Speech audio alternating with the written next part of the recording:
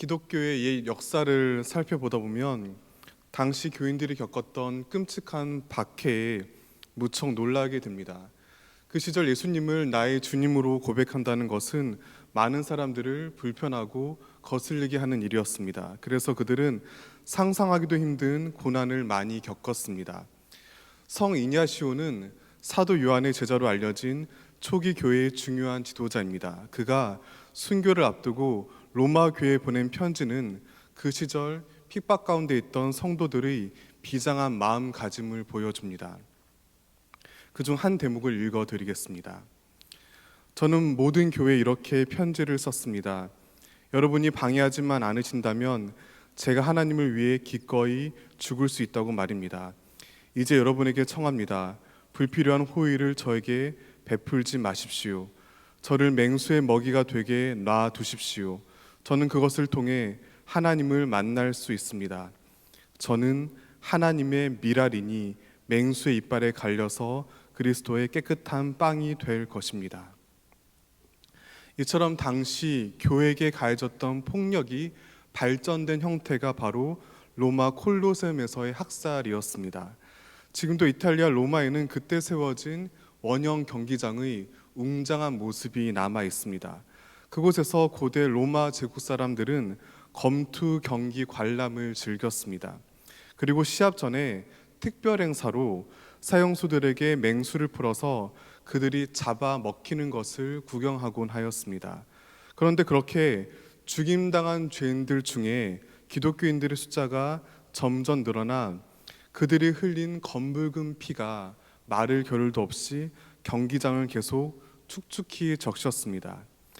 이와 비슷한 힘겨운 상황 속에서 사도 베드로는 고난받는 교인들을 격려하는 편지를 적었습니다. 바로 본문이 포함된 베드로 전후서입니다. 물론 이 당시는 로마 제국 전체에서 교회를 본격적으로 박해하지는 않았습니다. 그것은 분명히 일정한 시간이 지난 다음에 일어난 일입니다. 하지만 사도행전에 기록된 야고보와 스데반의 순교를 통해 확인할 수 있듯이 교회를 향한 무시무시한 위협과 공포가 그 시작부터 있었던 것은 사실입니다. 따라서 미처 우리에게 전해지지 못한 역사의 공백 속에서 베드로와 그의 교회는 끔찍한 시련과 마주하였음이 분명합니다.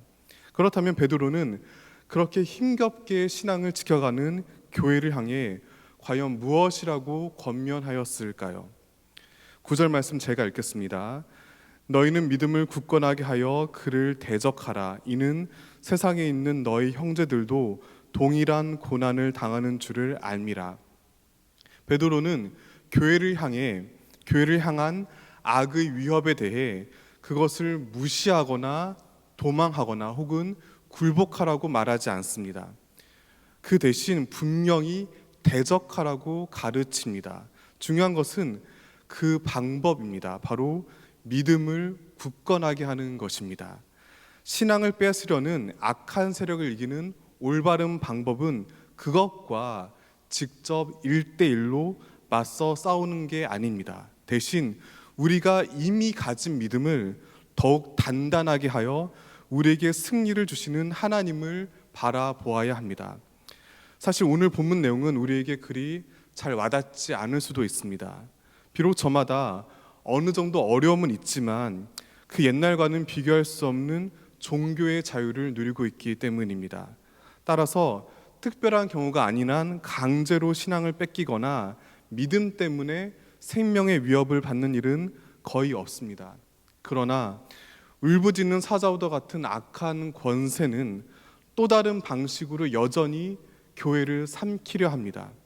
이 시대의 사탄은 우리로 하여금 좀 더 낮아지고 섬기는 하나님의 다스림이 아니라 세상의 잘못된 욕망을 따르도록 끊임없이 몰아붙이고 있습니다. 저는 여러분 모두가 좀 더 풍요롭고 여유롭게 사시기를 진심으로 소망합니다. 가능하면 우리의 자녀들이 열심히 공부해서 좋은 대학을 나와 번듯한 직장을 다니길 원합니다. 또한 많은 사람들에게 우러름을 받을 수 있는 기회가 주어지시기를 바랍니다. 하지만 하나님을 알지 못하는 다른 사람들처럼 단지 보다 많이 움켜쥐고 좀 더 높이 올라가는 것만을 행복의 기준과 인생의 목표로 삼지 말아야 합니다. 세속적인 유치한 잣대로 함부로 다른 사람들을 무시하고 억누르지 말아야 합니다. 만약 그렇다면 돈과 학벌과 명예라는 이 시대의 콜로셈으로 밀어넣는 악의 유혹에 넘어간 것을 의미하기 때문입니다. 예수님께서 선포하시고 몸소 살아내신 하나님 나라는 기꺼이 자신을 비워내고 낮아지는 것을 주저하지 않는 삶의 방식입니다. 그것은 탐욕으로 가득한 이 세상의 질서와는 전혀 반대되는 어렵고 위험한 길입니다. 따라서 오늘날의 신앙생활 역시 비록 모양과 환경은 다르지만 그 옛날 끔찍한 시련과 마주했던 믿음의 선배들과 근본적으로 동일합니다. 모두가 한쪽 눈만을 가진 나라에서는 두 눈 가진 사람은 바보 취급을 당합니다. 마찬가지로 모두가 자신의 탐욕을 따라 좀 더 높이, 더 멀리 날아가려는 이 세상에서 하나님의 뜻을 이루기 위해 기꺼이 나누고 섬기며 살아가는 것은 분명 다른 이들에게는 거슬리고 거북해 보이기 마련입니다.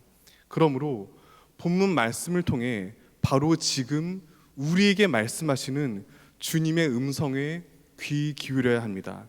왜냐하면 예수님께서 직접 그 모든 어려움과 고난을 겪으셨고 심지어 십자가 위에서 죽임 당하셨기 때문입니다. 그렇게 주님께서는 당신을 따르는 자녀들이 겪는 온갖 시련 가운데 절대로 그냥 내버려 두지 않으십니다.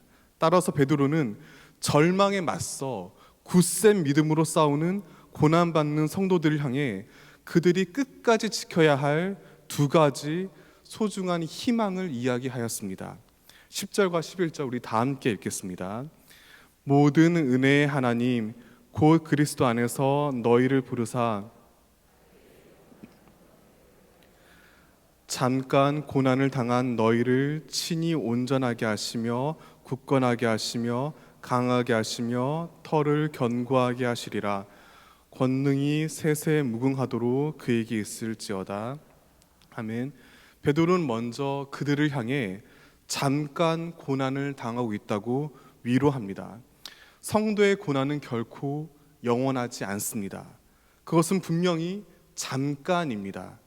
하지만 동시에 잔인한 의문이 떠오릅니다. 과연 그 잠깐이 언제까지일까요? 차마 남들에게 말 못할 여러 아픔에 신음하며 저절로 이렇게 주님께 묻게 됩니다. 하나님, 잠깐이라고 하지 않으셨습니까? 대체 언제까지입니까? 이 자리에 계신 대부분의 성도님들은 건강이나 경제적 어려움 혹은 가정 문제 등의 오랫동안 간절히 기도해온 내용들이 하나쯤은 있으실 것입니다. 더러 금세 응답받기도 하지만 그렇지 않은 경우가 훨씬 더 많습니다. 1, 2년은 물론이고 10년, 20년, 심지어 평생 동안 간절히 구해도 끝나지 않은 아픔도 적지 않습니다. 그러나 반드시 명심하시길 바랍니다. 하나님의 무한한 시간 안에서 인간의 그 어떤 영원함도 결국 유한합니다.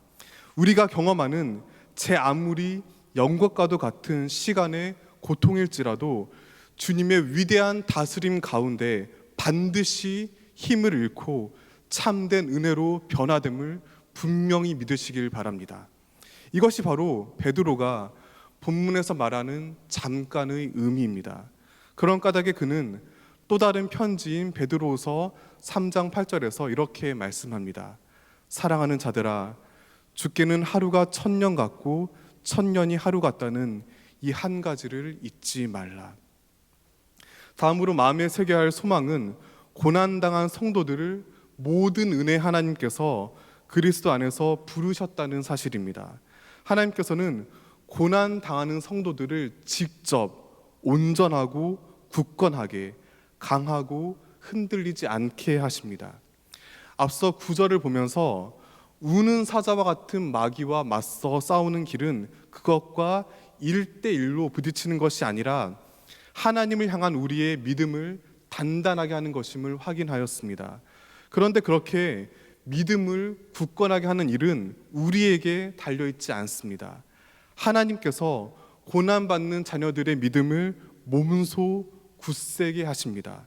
그렇기 때문에 베드로는 본문 11절에서 그 놀라운 은혜에 감격하며 세상을 이기는 진정한 힘과 능력이 주님께 영원히 있음을 찬양하였습니다.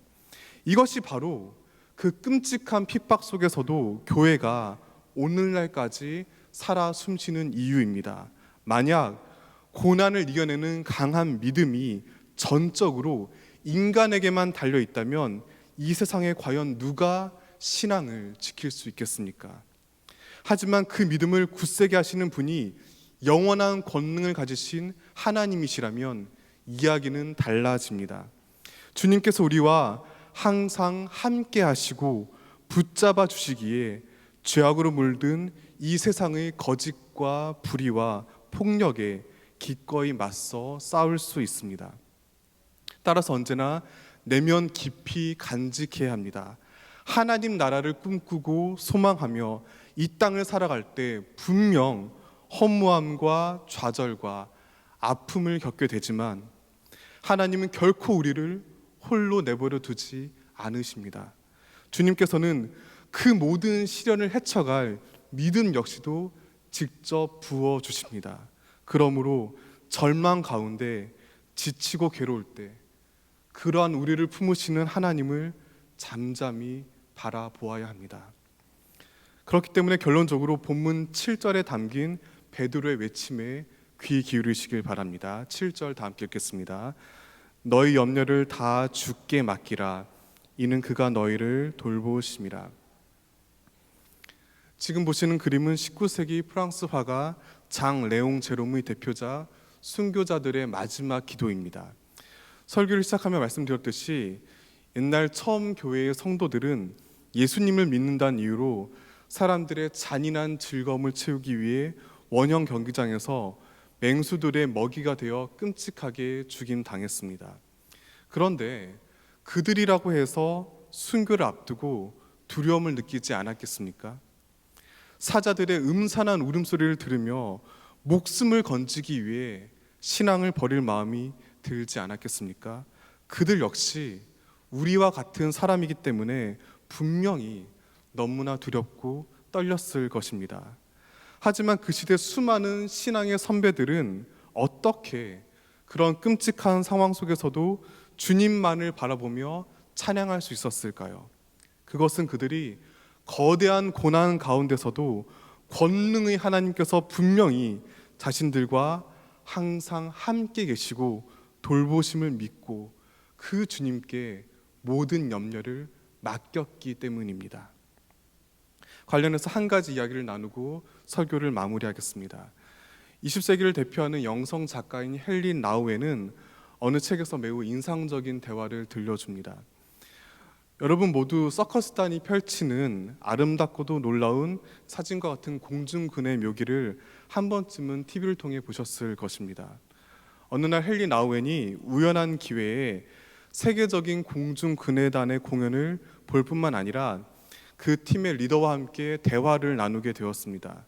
로트 라이히라는 이름의 리더가 그에게 이렇게 말했습니다. 저는 공중 비행을 할 때 저를 붙잡아주는 사람을 전적으로 신뢰합니다. 사람들은 저를 위대한 스타로 생각할지 모르지만 진짜 스타는 저를 잡아주는 조입니다. 그는 1초의 몇 분에 몇 가지 맞출 만큼 정확하게 제가 갈 자리에 와 있어야 하고 제가 그네에서 길게 점프할 때 공중에서 저를 잡아채야만 하니까요. 그러자 나우에는 어떻게 그게 가능한지를 물었습니다. 그가 이렇게 답합니다. 공중을 나는 사람은 아무것도 하지 않습니다. 붙잡아 주는 사람이 모든 것을 합니다. 이것이 공중 근해의 비밀입니다. 조에게 날아갈 때 저는 그저 팔하고 손만 뻗으면 됩니다.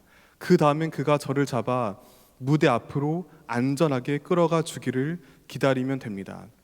이 말을 들은 나우에는 무척 놀라워하면서 정말 그가 공중 위에서 아무것도 하지 않는지를 되물었습니다. 이 질문에 그는 이렇게 답했습니다. 그렇습니다. 최악의 실수는 공중을 나는 사람이 붙잡아 주는 사람을 잡으려 드는 것입니다. 저는 절대 조를 잡으려 들면 안 됩니다. 저를 붙잡는 것은 조의 임무입니다. 만약 제가 조의 손목을 잡는다면 그의 손목이 부러지거나 제 손목이 부러지고 말 겁니다. 그렇게 되면 둘 다 끝장입니다.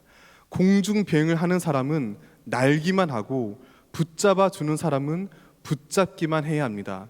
공중 비행을 하는 사람은 붙잡아 줄 사람이 자기를 위해 제 자리에 와 있다는 것을 반드시 믿고 자신의 팔을 뻗어야 합니다.